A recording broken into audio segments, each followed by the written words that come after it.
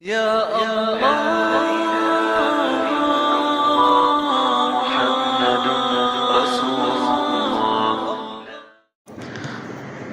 بسم الله الرحمن الرحيم গোসলের পূর্বে পড়ার দোয়া।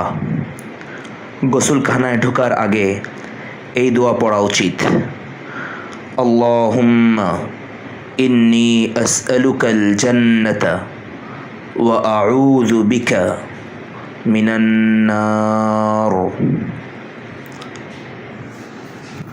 অর্থ: হে আল্লাহ, আমি আপনার কাছে জান্নাত প্রার্থনা করছি এবং জাহান্নাম থেকে মুক্তি চাইছি।